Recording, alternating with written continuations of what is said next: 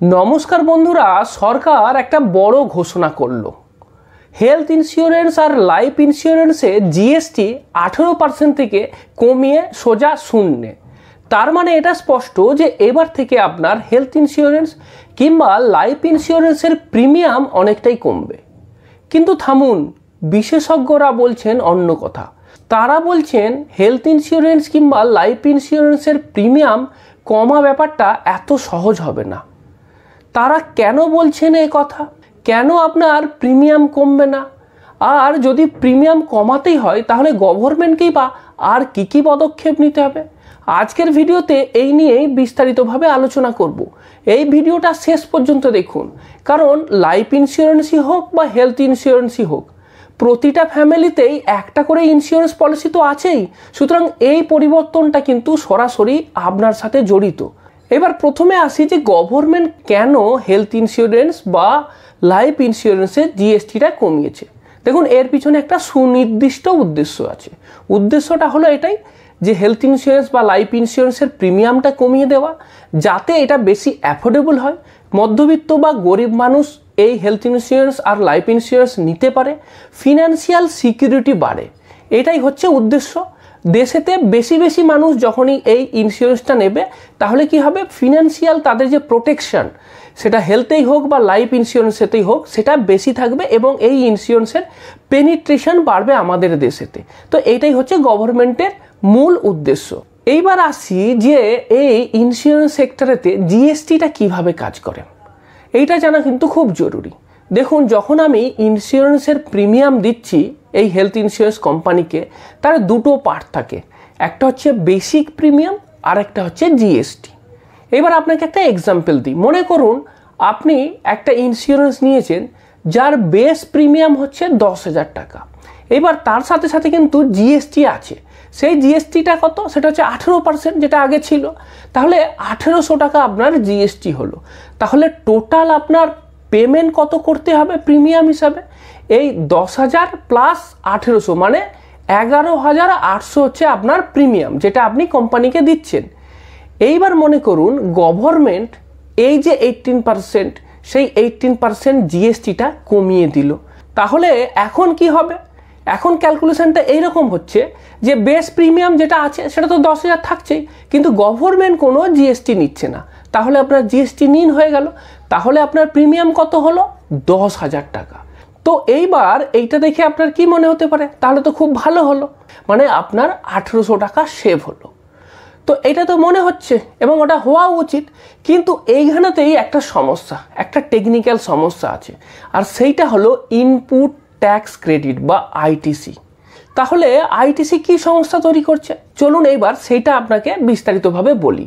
তো প্রথমেই জেনে নিই যে আইটিসি বা ইনপুট ট্যাক্স ক্রেডিট ব্যাপারটা কি। দেখুন, কোনো কোম্পানি, তারা সার্ভিস কোম্পানি হোক, মানে সার্ভিস প্রোভাইডারই হোক বা ম্যানুফ্যাকচারিং কোম্পানি হোক, তারা কিছু জিনিস কেনে, কিছু র মেটেরিয়াল কেনে, তারপরে মেশিনেতে সেইটা থেকে আবার একটা অন্য প্রোডাক্ট তৈরি করে, তারপরে সেই প্রোডাক্টটা আবার আমাদেরকে দেয় বা কাস্টমারদেরকে দেয়। তাহলে সেই কোম্পানির ক্ষেত্রে দুটো কাজ হয়। প্রথম, তারা কিছু জিনিস কিনছে, মানে র মেটেরিয়াল কিনছে। এবার সেই র মেটেরিয়ালের উপরেও তো জিএসটি লাগে। সুতরাং তারা কোনো জিনিস যখন কিনবে তখন তাদের জিনিসটার ভেতরে তো দুটো দাম থাকছে, একটা বেসিক প্রাইস এবং তার উপরে একটা জিএসটি। সেটা কোম্পানিকে পেমেন্ট করতে হচ্ছে যার থেকে সেটা কিনছে। আবার সেই কোম্পানিটাই প্রোডাক্টটা বানানোর পর সেই প্রোডাক্টটা অন্য কাউকে বিক্রি করছে। এইবার সে যখন বিক্রি করছে তখনও তার একটা বেসিক দাম থাকছে আর তার সাথে সাথে একটা জিএসটি থাকছে, সেইটা আবার সে ওই কাস্টমারের থেকে নিচ্ছে। এইবার ইনপুট ট্যাক্স ক্রেডিটে কি হয় যে আপনি যত টাকা জিএসটি দিলেন, মানে আপনি র মেটেরিয়াল কেনার সময় যত টাকা জিএসটি আপনার সাপ্লায়ারকে দিচ্ছেন, আর আপনি ফিনিশড গুড মানে আপনি যেটা বানালেন সেটাকে যখন আপনি কোনো কাস্টমারকে বিক্রি করছেন তখন তো আপনি আবার জিএসটি চার্জ করছেন। তাহলে সেই যে জিএসটিটা আপনি কাস্টমারের কাছ থেকে নিলেন, এই দুটোর ব্যালেন্স বা এই দুটোর ডিফারেন্স যেটা হচ্ছে, সেই পরিমাণ জিএসটি আসলে আপনাকে গভর্নমেন্টকে পেমেন্ট করতে হয়। এইবার চলুন এই ব্যাপারটাকে আপনাকে একটা এক্সাম্পল দিয়ে বোঝাই। একটা ইন্স্যুরেন্স কোম্পানিরই এক্সাম্পল দিচ্ছি। এইবার মনে করুন ওই ইন্স্যুরেন্স কোম্পানির অফিস আছে। তো অফিসের ক্ষেত্রে বিভিন্ন ফার্নিচার তো লাগে, তো তারা ফার্নিচার কিনছে। এবার ফার্নিচার যখন কিনবে, ফার্নিচার বিলের উপর একটা জিএসটি আসছে। এইবার মনে করছি যে তারা 1 লাখ টাকা দিয়ে ফার্নিচার কিনছে, এবার ফার্নিচারের উপর জিএসটি আছে, এইবার এই জিএসটির পরিমাণ হচ্ছে 18%। তাহলে 1 লাখ টাকা ফার্নিচারের উপরেতে ওই কোম্পানিটাকে কত জিএসটি দিতে হলো, যেটা অন্য কোম্পানিকেও পে করছে, মানে ফার্নিচার সাপ্লায়ারকে, সেটা কত? 18,000 টাকা। এইবার ওই ইন্স্যুরেন্স কোম্পানিরই ধরুন সফটওয়্যার আছে, কম্পিউটার কিনতে হয়, বিভিন্ন ধরনের আইটি জিনিস কিনতে হয়, মনে করছি তারা 50,000 টাকা দিয়ে এই সমস্ত আইটির জিনিস কিনলো। এবার এই আইটির জিনিসের উপরে তো জিএসটি দিতে হয়, ধরুন সেইখানে তো 18% জিএসটি। তাহলে 50,000 টাকার জিনিসের উপরে তাকে জিএসটি কত দিতে হচ্ছে? 50,000-এর 18% মানে সেটা হলো 9,000 টাকা। তাহলে তার টোটাল জিএসটি কত চার্জ হলো, মানে কত জিএসটি তাকে দিতে হলো? 27,000 টাকা, যেটা কিনা ও পেমেন্ট করেছে অন্য কোম্পানিকে, যাদের থেকে ও মালগুলো কিনেছে। এইবার মনে করুন ওই সার্ভিস কোম্পানি, আমি ধরে নিলাম এটা ইন্স্যুরেন্স কোম্পানি, তারা ইন্স্যুরেন্স বিক্রি করছে। এবার ইন্স্যুরেন্স বিক্রি করলে ইন্স্যুরেন্সের উপরেও তো জিএসটি আছে। এইবার মনে করুন সে বিভিন্ন কাস্টমারকে ইন্স্যুরেন্স বিক্রি করছে, তাহলে তার প্রিমিয়াম পাচ্ছে। এইবার সেই প্রিমিয়ামের উপরেতেও সে কিন্তু 18% জিএসটি চার্জ করেছে। আমি ধরে নিলাম যে সেই প্রিমিয়ামের উপরেতে তার 50,000 টাকা জিএসটি হয়েছে। এইবার এই যে 50,000 টাকা প্রিমিয়াম, সেটা কিন্তু সে পেলো, কোম্পানি পেলো।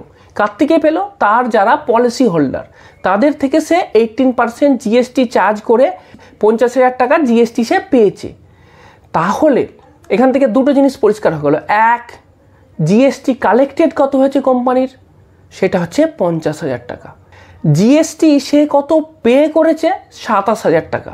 সে এই টাকাটা কাদেরকে পে করেছে? তাদের যারা সাপ্লায়ার, তাদেরকে পে করেছে। তাহলে ইনপুট ট্যাক্স ক্রেডিট কত হচ্ছে তার? ইনপুট ট্যাক্স ক্রেডিট হচ্ছে যেটা সে সাপ্লায়ারদেরকে অলরেডি জিএসটি পে করে দিয়েছে, 27,000 টাকা তো পে করে দিয়েছে। তাহলে এই 50,000 থেকে 27,000 টাকা মাইনাস করার পর যে 23,000 টাকা থাকছে, আসলে এই 23,000 টাকাটাই নেট তাকে গভর্নমেন্টকে পে করতে হবে। আপনি বুঝতে পারছেন যে ইনপুট ট্যাক্স ক্রেডিটটা করতে গিয়ে হচ্ছে। তাহলে এখানে দেখুন যে কোম্পানি কিন্তু জিএসটির জন্য কোনো টাকা লস করেনি, মানে 27,000 টাকা দিয়ে যে মাল কিনেছিল, সেটা তার ওই অফিস ফার্নিচারই হোক বা তার ওই আইটি সামগ্রী হোক, তার জন্য যে 27,000 টাকা তার ট্যাক্স হয়েছিল, সেটা কিন্তু তার বেঁচে গেল। কেন বেঁচে গেল? সে জিএসটি ক্লেম করছে এবং সে যখন নিজে অন্যকে মাল বিক্রি করছে তখন জিএসটিতে বিক্রি করছে বলে। এইবার মনে করুন ইন্স্যুরেন্স কোম্পানির অনেক কিছুতে আউটসোর্স করতে হয় বা অনেক কিছু তাদেরকে কিনতে হয়। কী কী কিনতে হয়?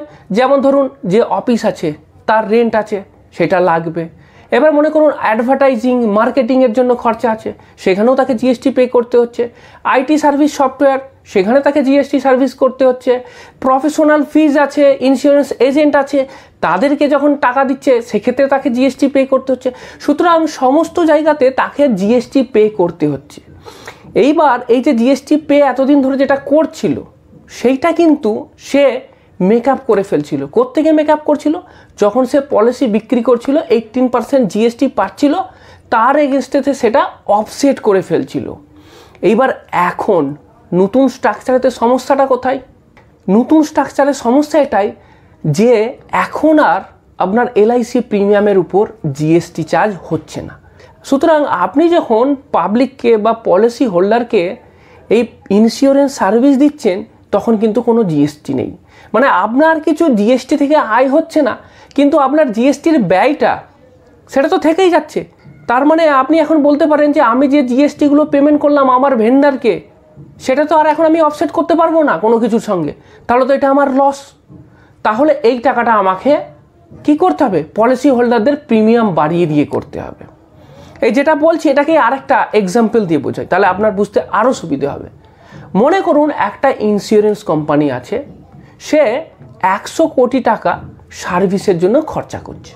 এই সমস্ত সার্ভিস যেগুলোর কথা বলছিলাম, হাউস রেন্ট হতে পারে, মার্কেটিং কস্ট হতে পারে, বিভিন্ন এক্সপার্ট এজেন্টদের ফিজ হতে পারে, এই সমস্ত খরচা মিলিয়ে তার 100 কোটি টাকা খরচা হয়েছে। এইবার এই খরচার পিছনে তাকে জিএসটিও দিতে হচ্ছে, তার যারা সার্ভিস প্রোভাইডার তাদেরকে তো জিএসটি দিতে হবে। মনে করছি সেইগুলোর উপরেতে 18% জিএসটি আছে। এইবার এই যে 18 কোটি টাকা তার জিএসটি হয়েছে, সেটা আগে হলে কি হতো? যখন ইন্স্যুরেন্সের প্রিমিয়াম বিক্রি করছিল তখন ওই সময়তে 18% জিএসটি তো পেতো, তো সেইখান থেকে এই 18 কোটি টাকা সে অফসেট করে দিত, তাহলে তার আসল খরচা যেটা হতো সেটা ওই 100 কোটি টাকাই থেকে যেত নেট। এইবার যখন ইন্স্যুরেন্সের প্রিমিয়ামের উপর জিএসটি নেই, তখন এই 18 কোটি টাকা এখন কোত্থেকে সে মেকআপ করবে? এখন তো আর জিএসটিতে অফসেট করতে পারবে না, কারণ এখন পলিসি হোল্ডারকে সে আর কোনো জিএসটি চার্জ করতে পারছে না।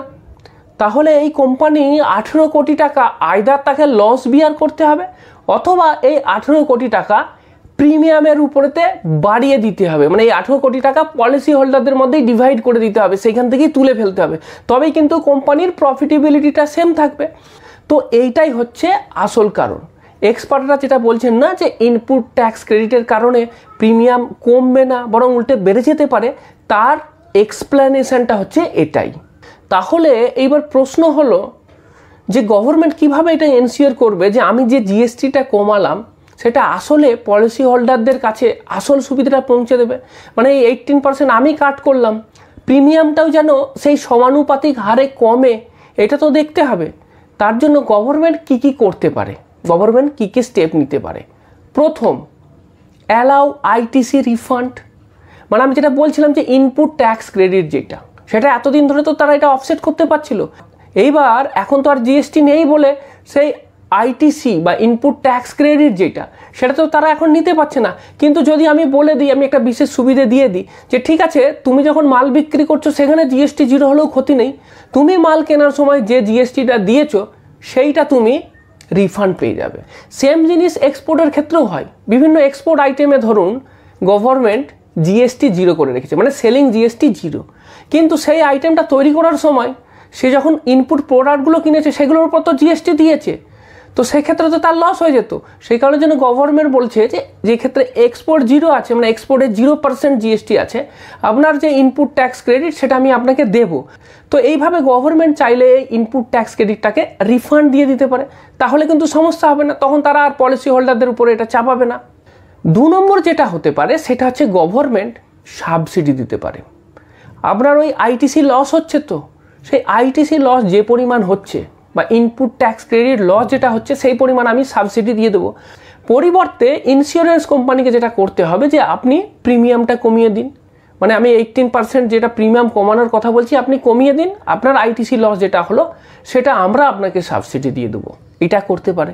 3 নম্বর যেটা হতে পারে সেটা হচ্ছে যে প্রাইস মনিটরিং বাই আইআরডিএ।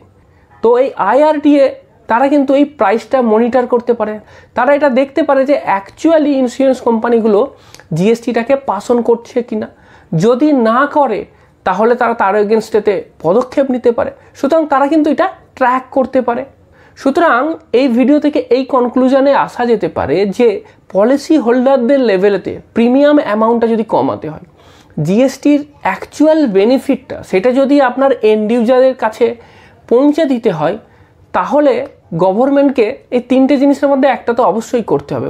পরিশেষে বলি, এই ভিডিওটা যেটা আমি বানিয়েছি এইটা কিন্তু এক্সপার্টদের বা বিভিন্ন মানুষের মনে যে দুশ্চিন্তা আছে আদৌ কমবে কিনা, তারা কেন দুশ্চিন্তা করছে সেইটার এক্সপ্লেনেশন দেবার জন্য। এই ভিডিওতে যেগুলো বলছি সেগুলো কিন্তু কোনোটাই আমার নিজস্ব মতামত নয়।